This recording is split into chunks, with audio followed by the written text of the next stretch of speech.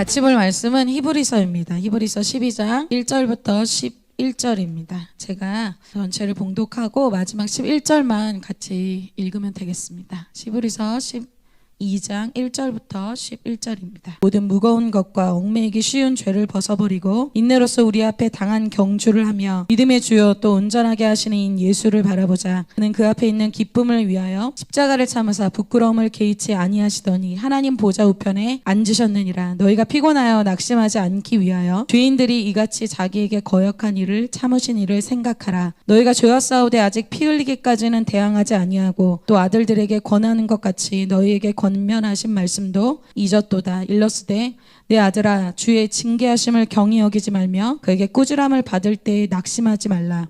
주께서 그 사랑하시는 자를 징계하시고 그가 받으시는 아들마다 채찍질 하심이라 하였으니 너희가 참음은 징계를 받기 위함이라. 하나님이 아들과 같이 너희를 대우하시나니 어찌 아버지가 징계하지 않는 아들이 있으리요. 징계는 다 받는 것이거늘 너희에게 없으면 사생자요 친아들이 아니니라. 또 우리 육신의 아버지가 우리를 징계하여도 공경하였거든 하물며 모든 영의 아버지께 더욱 복종하며 살려 하지 않겠느냐.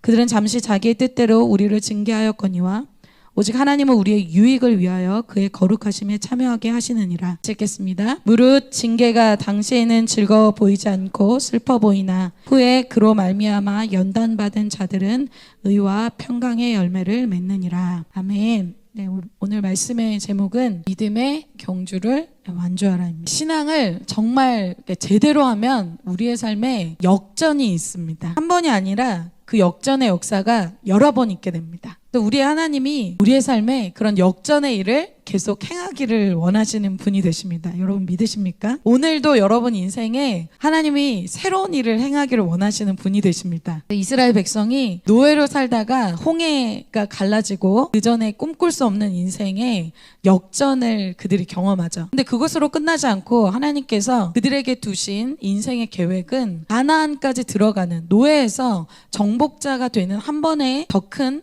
역전의 역사를 그들에게 계획하시고 꿈꾸셨습니다. 그것이 그들에게 있어서는 이스라엘 백성에게 있어서는 다시 한번 자기의 인생에 역전을 경험하는 변화죠. 그러나 하나님의 계획과는 다르게 이스라엘 백성 대부분이 40년간 광야에서 메추라기와 만나를 먹고 인생의 어떤 변화도 없이 끝났어요.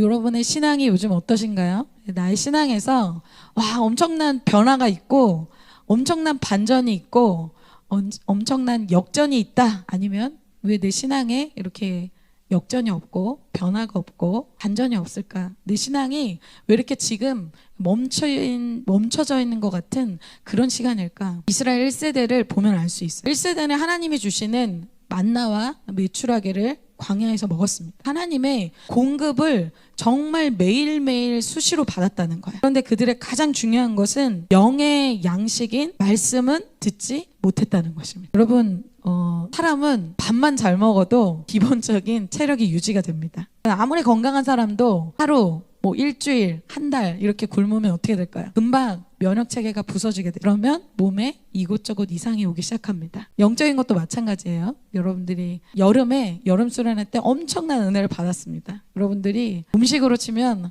여러분이 3개월 전에 엄청난 뷔페를 먹은 거예요. 여러 가지 말씀의 양식을 먹었는데 그리고 나서 아무것도 안 먹는다고 생각해 봅시다. 그럼 어떻게 될까요? 기아 상태로 죽게 되죠. 영적인 기아가 오게 됩니다. 이런 사람은 영적으로 뭔가 갈급하고 갈증이 느껴지기 때문에 어떻게 할까요? 집에 가서 뭔가를 다른 것을 채워야 돼요. 그러면 어떻게 될까요? 믿음이 점점 약해지기 시작합니다. 무엇을 위해서 내가 지금 훈련받는지, 내가 왜 말씀을 듣는지, 내가 왜 찬양을 하는지, 내가 왜 아침에 일찍 일어나서 자기 부인해야 되는지 그 의미가 점점 없어지게 돼요. 믿음을 잃어버린 상태가 됩니다. 영의 양식이 없기 때문에 믿음의 도전도 자기 무인도 할 수 있는 기력이 없어진다. 1세대가 그런 상태였습니다. 그래서 히브리서에는 1세대에 대해서 이렇게 얘기하고 있어요. 히브리서 3장 19절에 이로 보건대 그들이 믿지 아니함으로 능히 들어가지 못한 것이라. 그들이 체력이 좋지 않아서, 그들이 능력이 없어서, 그들이 지혜가 없어서 들어가지 못한 것이 아니라 그들이 영으로 들은 말씀, 믿음으로 들린 말씀이 없었기 때문에 그들이 다음 단계 인생의 역전의 역사, 변화의 역사가 그들에게 일어나지 않았다는 거예요. 똑같은 환경 속에 있었던 여호수아와 갈렙만이 영의 말씀을 듣고 그들만이 가나안에 들어갈 수 있었습니다. 그래서 여러분 오늘 이 예배가 매우 중요합니다. 왜 그렇습니까? 예배 때 하나님의 이 말씀의 이 양식이 영의 양식이 지급되는 때이기 때문입니다. 그래서 이 말씀이 에베소서에서는 말씀의 검이라고 하죠. 그래서 무기를 지급받는 것입니다. 이 영적 전투에서 말씀의 검, 성령의 검을 지급받고 그 말씀 때문에 믿음의 방패가 생긴 사람은 캠퍼스에서 자기 삶에서 이제 영적인 싸움을 싸울 수 있는 준비가 되어지는. 근데 오늘 이런 예배 가운데 말씀을 받지 못하면 어떻게 될까요? 그냥 나가서 결국에는 무참하게 적의 화살을 받고 쓰러지게 되는 겁니다. 그래서 예배는 영적 전쟁의 아주 최전방에 있다고 볼 수 있습니다. 그래서 예배 때 마음이 다치고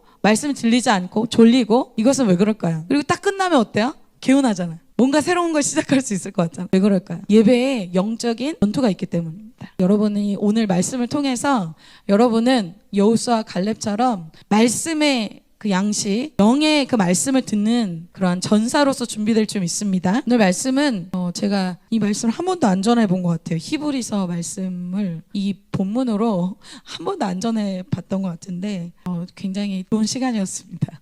오늘 그 히브리서 12장 1절에는 이러므로 이렇게 본문이 시작돼요. 그것은 히브리서 11장에 이 믿음의 경주에 있었던 믿음의 우리의 선배들, 믿음의 증인들, 그들을 리스트로 쫙 먼저 11장에 보여주고 있었기 때문입니다. 그 명단을 쫙 보여주고 난 그 결론, 이러므로 그들의 인생을 쫙 얘기해주고 나서 그들이 구름같이 둘러싼 허다한 이 증인들이 있으니 이렇게 얘기해요. 그들은 모두 어때요? 믿음의 경주를 우리보다 앞서가서 경주에 완주한 사람들이라는 것입니다. 믿음의 이 경주에 완주한 사람들에 대해서 보도록 할게요. 우리는 가보지 않은 길을 갈 때 여러분 어때요? 내비로 그 장소를 찍어보거나 그 장소 갔던 사람의 후기를 봅니다. 미리 경험한 사람들의 그 생생한 그 경험담이 다른 어떤 이론보다 되게 중요하기 때문이죠. 그래서 히브리서 11장에 우리보다 앞서서 그 믿음의 길을 간 믿음의 이 경주자들, 완주자들의 이야기가 생생하게 이 11장에 담겨 있습니다. 그래서 아벨부터 시작해서 아브라함, 모세, 요셉, 수많은 믿음의 사람들을 주님이 기록하고 있어요. 근데 그들의 신분이 굉장히 천차만별이에요. 어떤 사람은 농부고, 어떤 사람은 기생의 아들이고, 어떤 사람은 좋은 가문도 있고 좋지 않은 가문도 있고 다 다르게 기록되어 있어요. 그런데 하나님이 그들에게 가장 핵심적으로 기록하고 있는 것은 무엇이냐? 그들의 믿음입니다. 그들의 인생에서 중요하게 기록하는 것은 믿음으로 산 것이에요. 히브리서 11장 8절과 11절, 12절을 잠깐 11장 내용 중에 일부를 보겠습니다. 믿음으로 아브라함은 부르심을 받았을 순종하여 장래의 유업으로 받을 땅에 나아갈새 갈 바를 알지 못하고 갔으며 믿음으로 갔대요. 11절 믿음으로 사라 자신도 나이가 많아 단산하였으나 잉태할 수 있는 힘을 얻었으니 이는 약속하신 이를 미쁘신 줄 알았습니다. 믿음으로 했대요. 자 여러분, 믿음으로 산 것을 이 아벨, 또 요셉, 또 아브라함, 이 다윗, 이 모든 믿음으로 산 사람들의 삶을 기록하고 있습니다. 그래서 이 세상을 이기는 완주한 사람들의 이 돌파의 키는 이 믿음이라고 말씀하고 있는 거예요. 그래서 우리의 인생에서 가장 중요한 건 뭘까요?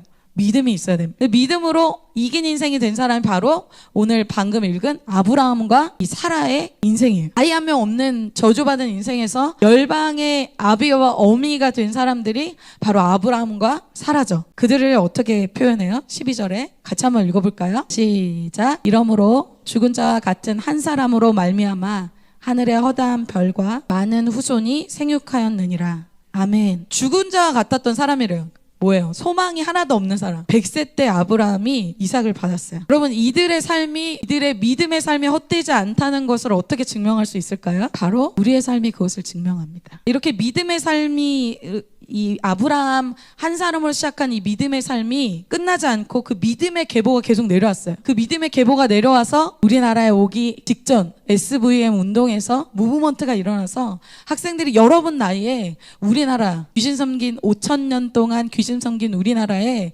여러분들 나이에 자기의 청년의 때를 걸고 믿음으로 온 사람들이 있었어요. 그들 때문에 우리가 지금 그들의 믿음 때문에, 그들의 믿음의 선택 때문에 지금 우리가 이 자리에 있습니다. 그들은 한두 명이 아니라 오늘 히브리서 1장 12장 1절에 보면 그들이 구름과 같이 정말 많다라고 얘기하고 있어요. 그리고 그들이 완주했다는 거죠. 제가 이 말씀을 묵상하면서 언더우드의 고백이 생각났어요. 우리나라 언더우드가 우리나라에 와서 이 조선의 민심이 보이지 않습니다. 그러면서 주님 지금은 아무것도 보이지 않습니다. 그 기도문이 생각이 났어요. 캠퍼스 개척을 하고 있는 때에 정말 그 고백이 저희의 고백인 것 같습니다. 그러나 눈물로 씨를 심고 뿌리고 멈추지 않은 그들의 믿음의 경주 때문에 우리가 이 자리에 있습니다. 그들의 삶이 헛되지 않다는 것을 우리가 증명하고 대한민국의 이 밤거리에 십자가가 그것을 증명합니다. 그리고 그들이 무엇을 이제 지켜보고 있을까요? 다음 주자인 우리의 삶에 대해서 그들이 둘러싸고 우리의 삶을 지금 응원하고 있다고 얘기하고 있습니다. 1절을 다시 보면 이러므로 우리에게 구름같이 둘러싼 허다한 증인들이 있으니 모든 무거운 것과 이렇게 얘기하고 있어요. 우리도 이 경주에서 완주하기를 그들이 응원하고 있습니다. 그러면 완주하기 위해서 무엇이 필요한가? 첫 번째는 빨리 진행하겠습니다. 무거운 것입니다. 무거운 것을 벗은 자들이 경기에서 완주할 수 있습니다. 여러분, 운동선수는 최대한 이 운동을 할 때 경기에 굉장히 얇은 옷을 입죠. 달리기 할 때도 그렇고 축구할 때도 그렇고 경기할 땐 최대한 경기에 집중할 수 있는 복장을 갖습니다. 경기를 하는 사람은 경기에만 올인을 합니다. 다른 것들을 하고 싶지만 절제하는 거죠. 할 수 있지만 안 하는 것입니다. 극단적으로 이 히브리서 11장의 이 모세는 왕자라는 애굽의 이 왕자라는 타이틀까지 버리고 하나님의 백성과 함께하기를 선택했어요. 제자들은 배와 그물을 버리고 예수님을 쫓았습니다. 왜? 경기에 올인하기 위해서, 하나님의 부르심에 올인하기 위해서. 그래서 주님을 따르는 삶은 경기하는 자와 같아서 경기에 방해가 되는 것은, 무거운 것은 모두 벗어 던져야 됩니다. 그래서 즉 이것은 무엇을 얘기할까요? 우리의 표현으로 이 경주하는 사람의 삶은 가지치기 하는 삶이에요. 그래서 여러분, 이 나무에 열매를 많이 맺기 위해서는 그 나무에 무엇을 하냐면 가지치기라는 것을 합니다. 가지치기를 해야지 그 나무가 열매를 더 많이 맺을 수 있습니다. 그것은 무엇일까요? 우선순위, 선택과 집중, 이것이 분명한 삶이라는 것을 말해주고 있어요. 근데 반대로 나는 싫은데 난 무거운 것을 그냥 입고 경기를 하면 어떻게 될까요? 다른 사람이 그 경기에 나를 힘들게 하는 게 아니라 내 자신이 무거운 것을 벗어 던지지 않기 때문에 이 경기가 힘들어지게 됩니다. 그런데 벗어야 할 것을 벗으면 그 경기는 그때부터 재미나고 그 경기는 완주할 수 있는 경기가 됩니다. 두 번째는 이 경기를 위해서, 완주를 위해서 어떻게 해야 됩니까? 얽매여 있는 모든 죄를 벗어 던져야 됩니다. 1절에 이렇게 얘기하고 있어요. 모든 무거운 것과 얽매이기 쉬운 죄를 벗어버리고 라고 얘기하고 있어요. 죄가 있으면 얽매이기가 쉬워요. 얽매인다는 것은 내 마음대로 움직일 수 없는 상태를 이야기한다는 거예요. 얽매이다라는 표현이 이 히브리서 11장의 믿음의 막 위인들을 볼 때 이게 누구에게 어울릴까 생각해보니까 삼손에게 어울려요. 여러분, 삼손은 딱 이 얽매였다라는 말이 참 어울리는 사람이에요. 삼손은 항상 음란의 문제에 얽매인 사람이었어요. 이스라엘을 구원할 사명, 비전도 그에게 있어요. 결국 그러나 음란의 문제 때문에 얽매여서 사명을 감당하지 못하는 사람이 돼요. 자기는 원하지만 결국은 아무 힘도 쓰지 못하고 두 눈이 뽑힌 상태로 그의 삶이 마지막에 비참했습니다. 그런데 중요한 것은 그가 히브리서 11장에 그런데 기록이 되었다는 거죠. 어떻게 그렇게 되었을까요? 죄로 얽매였던 삶이라 할지라도 주님 앞에 엎드려져서 자신의 인생에 회개의 기회를 달라고 그가 부르짖었기 때문에 그의 인생의 마지막은 위너가 되었습니다. 여러분, 우리의 삶에 내가 지금까지, 오늘 예배 전까지 내가 정말 루저로 죄에 얽매여서 삶을 살았다 하더라도 이 마지막 연말의 12월에 한 달 이 남은 이 기간 동안 이런 마지막 역전승이 여러분에게 있게 되시기를 축복합니다. 그 사람이 삼손이에요. 삼손은 정말 계속 루저였어요. 11월 때까지 정신 못 차리고 있는 우리의 모습과 같습니다. 그런데 마지막 이 12월에 정말 여러분에게 이 죄에 얽매였던 이 삶이 새롭게 되어지는 정말 기회를 붙잡으시기를 축복합니다. 주님이 계속해서 그런 말씀을 우리에게 주고 계세요. 자, 세 번째, 완주하는 자들은 인내하는 자들이에요. 여러분, 믿음의 경주는 빨리 끝나는 단거리가 아니라 장거리예요. 마라톤이에요. 그래서 앞서가서 초반에는 엄청 앞에 앞서갔다 하더라도 중간에 안 보일 수도 있다는 거예요. 그런데 마라톤은 앞서가는 게 중요한 게 아니에요. 완주가 중요하다는 거예요. 끝까지 가는 것이 중요합니다. 그런데 왜 이러한 믿음의 완주자들을 주님이 보여주시는 걸까요? 여러분 오늘 우리가 히브리서를 보고 있어요. 히브리서의 저자가 히브리서를 기록한 성령 하나님께서 이 히브리서를 기록한 목표가 있겠죠. 히브리서를 기록한 여러 가지 목표가 있지만 히브리서를 기록한 목표는 외부에서 들어온 어떤 교회 성도들을 핍박하는 것 때문에 기록하지 않았어요. 이들에게 이것을 기록한 이유는 외부의 어떤 세력이 압력을 가해서 그것 때문에 고난받아서가 아니에요. 오히려 나의 내부 안에서 영적인 무기력이 찾아온 성도들에게 그 문제를 깨우고 다시 믿음을 회복하기 위해서 주신 서신이 바로 히브리서예요. 즉 중간에 믿음의 길을 가다가 믿음의 길을 완성하지 못하고 이탈하는 사람들이 생겼다는 거예요. 그래서 마지막까지 완주하는 것이 중요해요. 그래서 우리가 믿음을 완주할 수 있도록 계속해서 믿음의 길을 어떻게 가야 될지를 알려주고 계신 내용이 바로 오늘 히브리서 12장입니다. 그래서 먼저 앞서간 아까 사람들, 믿음의 구름과 같이 허다한 증인들 뿐만 아니고 우리의 믿음의 가장 최고의 모델은 누구일까요? 바로 예수님이 되십니다. 히브리서의 예수님을 믿음의 창시자, 시작일 뿐만 아니라 믿음의 완성자라고 얘기하세요. 두 번째로 보길 원하는 것은 믿음의 완성자인 예수님입니다. 여러분 우리가 믿음의 길을 막 가다가 믿음을 완성하지 못하고 시들해지는 이유는 뭘까요? 대부분 고난 때문입니다. 우리가 믿음의 시작이자 그리고 완성자 되시는 예수님이 삶을 생각하면 무엇이 떠오르세요, 여러분? 십자가죠. 예수님께서 이 십자가의 고난의 길을 통과하신 방법에 대해서 2절에 이렇게 말씀하고 있습니다. 믿음의 주여 또 온전하게 하시는 이인 예수를 바라보자. 그는 그 앞에 있는 기쁨을 위하여 십자가를 참으사 부끄러움을 개의치 아니하시더니 하나님 보좌 우편에 앉으셨느니라. 예수님의 인생은 한마디로 십자가의 삶이에요. 그런데 그 고난을 어떻게 통과할 수 있었는지를 얘기하고 있는데 그것은 영광을 바라보셨기 때문입니다. 여기서 그 앞에 있는 기쁨을 위해서 십자가를 참으셨고 부끄러움을 개의치 아니하셨다고 하셨고 하나님의 보좌 우편에 결국은 앉는 영광을 누리게 되셨다고 말씀하고 있어요. 예수님이 바라보신 것은 지금의 당장의 십자가가 아니에요. 예수님이 바라보신 것은 부활의 영광을 바라보셨다는 거예요. 여러분 예수님은 그냥 참으신 게 아니에요. 남들에게 다 좋은 일하고 나만 손해보는 인생 산 것이 아니에요. 십자가 뒤에 반드시 있을 영광과 기쁨을 기대하신 거예요. 여러분 그걸 기대하세요? 얼마 전에 주일 말씀에 제가 그 말씀을 듣고 엄청나게 소생하게 됐는데 별과 별들의 영광이 다르고 해와 달의 영광도 달라서 내가 하나님께 얼마나 십자가를 졌는가, 내가 하나님께 얼마나 매일매일의 삶을 하나님께 얼마나 드렸는가, 그것에 따라서 하나님의 상급도 다 다르다. 그렇게 얘기해요. 여러분, 쟤는 저렇게 안 사는데요? 맞아요. 그 사람은 그렇게 안 살아서 영광도 기쁨도 상급도 없어요. 천국에 가서 거지예요. 그러나 나는 하나님께 손해봤기 때문에, 나는 하나님을 결단했기 때문에, 나는 하나님을 선택했기 때문에 하나님이 주시는 영광과 기쁨에 참여하게 된다. 그럼 그것이 공평한 것 아니겠습니까? 하나님은 우리에게 반드시 갚아주시는 분이라는 거예요. 특별히 믿음의 길에서 무엇이 어려워요? 또 영혼들을 감당하는 것이 어렵습니다. 그때 피곤함과 낙심이 들어요. 그럴 때 어떻게 하라고 합니까? 주님이 생각하라고요. 무엇을 생각하라고 할까요? 주님의 그 사랑을 생각하라고 말씀합니다. 영혼을 돕는다고 할 때 지칠 때 그런 생각이 들죠. 여러분 영혼을 돕다 보면은 너무하네요. 막 그런 생각이 들어요. 힘들다.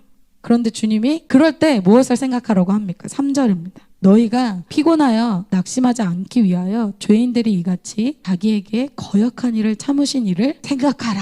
그렇게 말씀하고 있어요. 무엇을 생각하라? 예수님을 생각하라는 거예요. 예수님의 어떤 모습을 생각하라? 죄인들이 이같이 자기에게 거역한 일을 참았던 그 예수님을 생각하라는 거예요. 여러분 요즘에 목요 예배 때 몇 주간 사사기를 봤어요.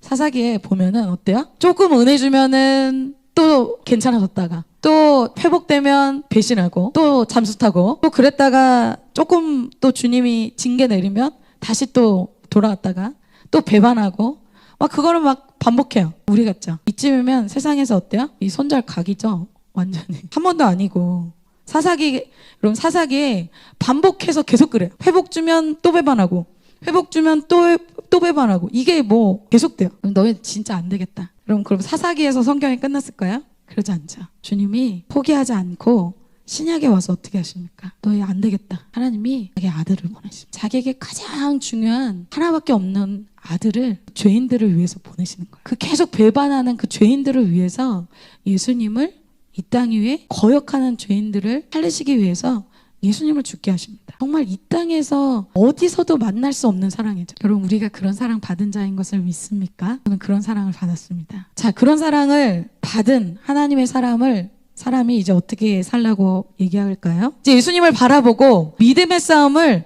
다시 싸울 것을 오늘 말씀하고 있습니다. 다시 시작하는 믿음의 싸움에 대해서 보도록 할게요. 아까 이야기한 대로 외부의 공격이 아니라 내 내부에서 믿음의 싸움을 싸우기를 포기하는 무기력해진 이런 무기력이 찾아왔기 때문에 실제 싸움을 다시 싸울 것을 주님이 말씀하고 계세요. 첫 번째, 어떻게 싸워야 됩니까? 첫 번째, 죄와 피 흘리기까지 싸우라고 말씀하고 있어요. 여러분, 신앙의 무기력은 결정적으로 죄 때문입니다. 결단해야 하는 이 죄 문제 앞에서 어떻게 해야 되는가? 싸워야 된다고 말씀하고 있어요. 4절에 이렇게 말씀하고 있어요. 같이 한번 읽어볼까요? 시작. 너희가 죄와 싸우되 아직 피 흘리기까지는 대항하지 아니하고. 우리의 신앙의 발목을 붙잡는 것은 이 죄 문제거든요. 그 죄 문제를 위해서 예수님이 죽어주셨습니다. 그런데 여러분, 이거 다 아시죠? 그럼 예수님만 죽으시고 예수님만 십자가에 못 박히시고 죽으시고 나는 그냥 그것을 누리는 그런 삶을 사는 것이 신앙이 아닙니다. 히브리서에서는 그런 사람들이 나와요. 이 오늘 12장 그 전에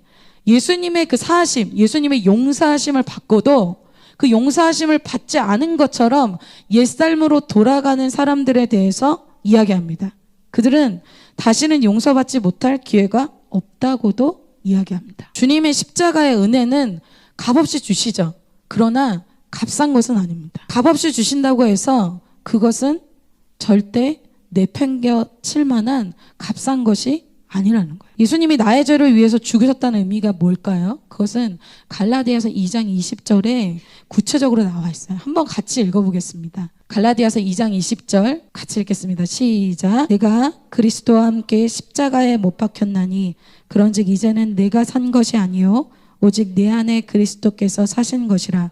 이제 내가 육체 가운데 사는 것은 나를 사랑하사 나를 위하여 자기 몸을 버리신 하나님의 아들을 믿는 믿음 안에서 사는 것이라. 아멘. 십자가에서 예수님이 달려서 돌아가실 때 그리스도와 함께 누가 죽었대요? 내가 함께 십자가에 못 박혀 죽은 것입니다. 여러분, 아멘입니까? 여러분이 정말 내가 십자가에 못 박혀 죽은 옛 자아가 정말 있으십니까? 그런 사건이 있었는지 한번 생각해 봐야 돼요. 나는 그것 때문에 예수님의 십자가 때문에 눈물을 흘리고 은혜 받고 너무 좋았는데 그 다음에는 나는 죽지 않았어. 나는 옛삶 그대로야. 어떻게 된 거야? 수련회 때 잠깐 은혜 받고 또 반복적으로 다시 옛삶으로 돌아가는 삶이 아닌지 한번 생각해 봐야 된다는 거예요. 한 번은 죽어야 되는데 죽지 않는 거예요. 그렇게 볼 때 여러분 어때요?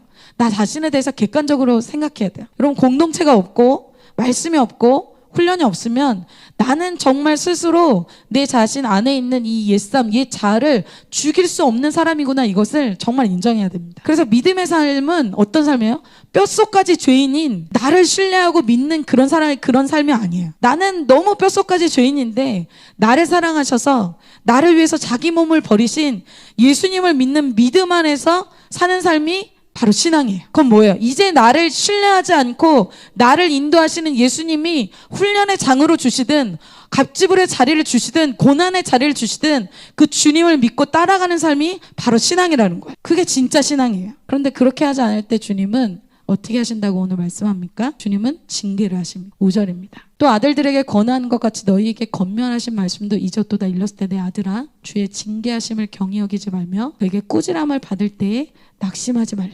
꾸지람은 뭐예요? 잘못을 지적해 주는 거죠. 그렇게 하면 안 된다고 말씀을 통해서 알려주시는 것입니다. 그때 낙심하지 말라. 왜?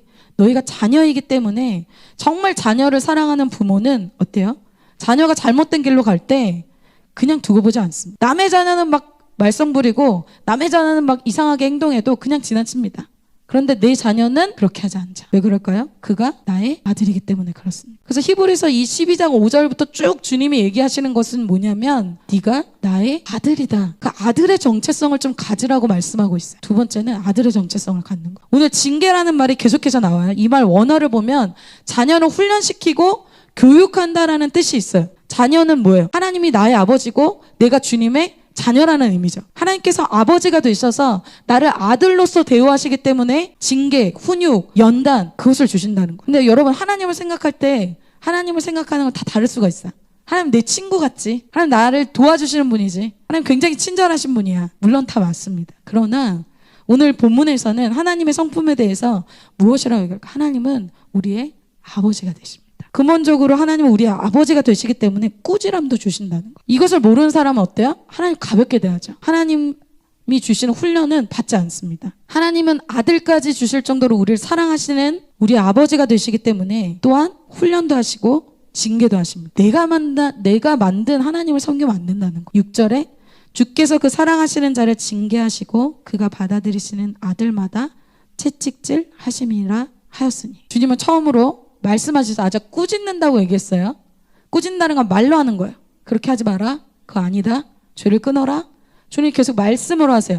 그런데 말로 안 되면 어떻게 됩니까? 채찍을 듭니다. 지금 매를 든다는 거예요. 여러분 우리가 본 사사기에도 어떻게 해요?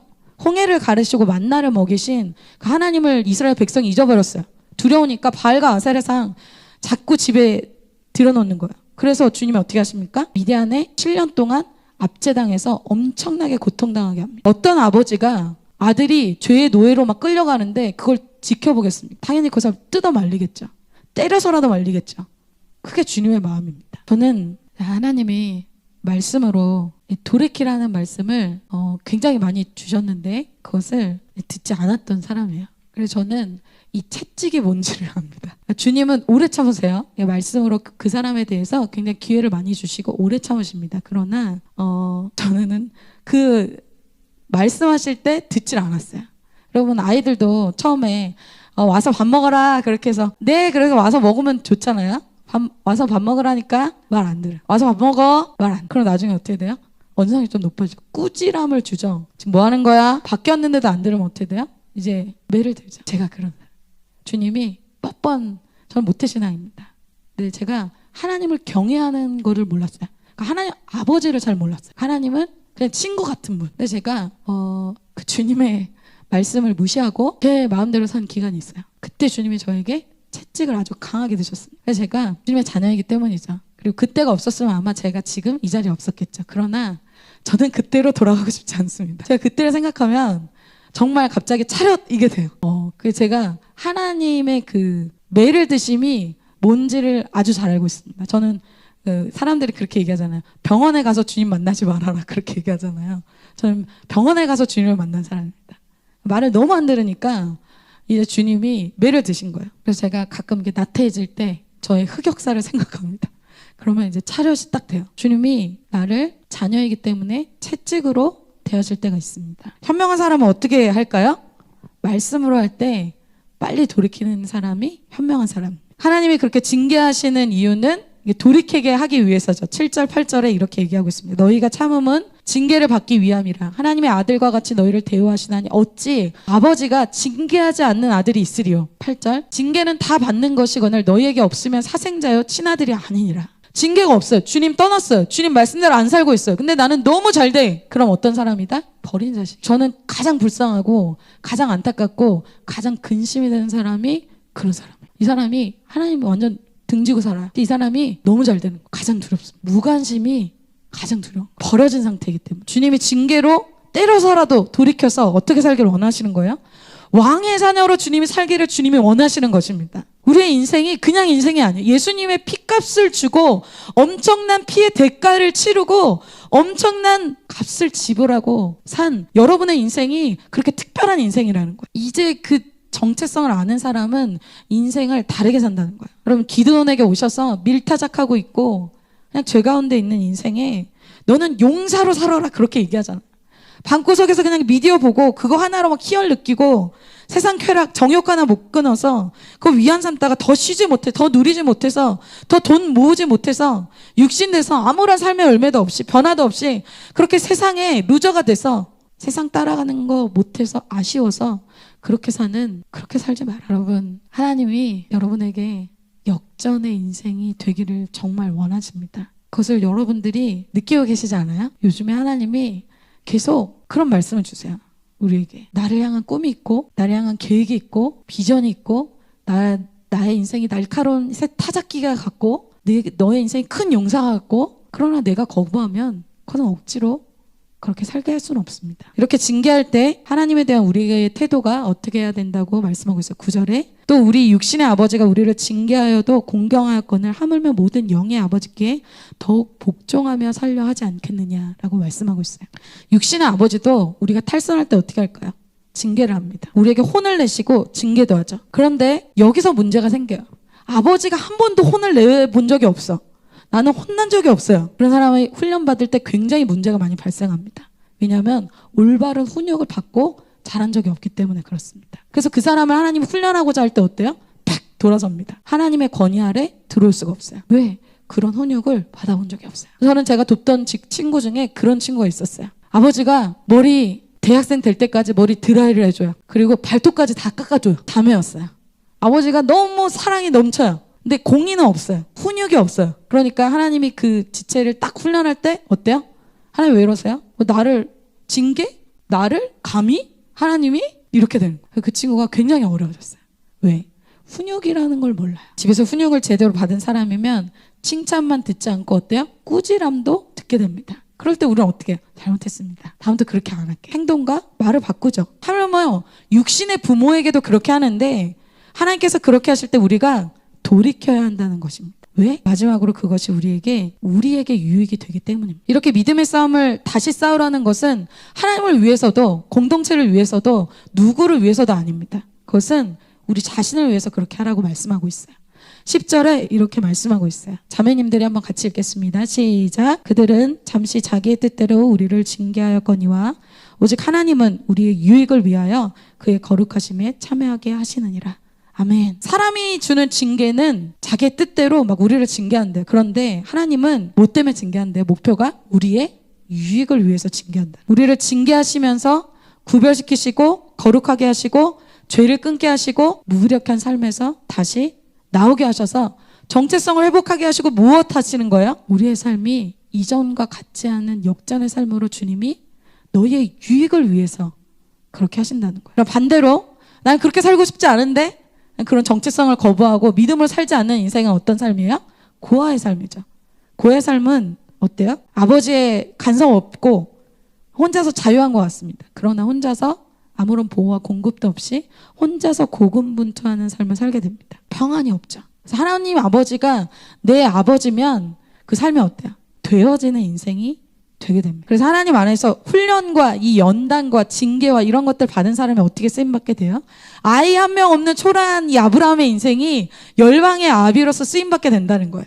가정 안에서 형들과 비교해서 아무것도 내세울 게 없었던 이 다윗의 인생이 왕이 된다는 거예요. 가족들에게 심지어 죽음의 위기를 맞고 사람들에게 잊혀짐을 당한, 배신을 당한 이 요셉이 총리가 되어진다. 하나님의 아버지 되심을 믿고 따른 삶이 그런 삶이 되어진다는 것입니다. 그것이 바로 믿음의 삶. 여러분의 인생이 그런 삶이 되시기를 축복합니다. 11절 무릇 징계가 당시에는 즐거워 보이지 않고 슬퍼 보이나 후에 그로 말미암아 연단받은 자들은 의와 평강의 열매를 맺느니라. 이런 연단, 훈련은 여러분 쉽지 않죠. 그러나 그렇게 징계 또 연단을 받은 사람들, 회개한 사람들은 어떻게 됩니까? 오히려 하나님 앞에 정말 놀랍게 쓰임받습니다. 삼손이 죄를 짓긴 했지만 이후에 어떻게 돼요?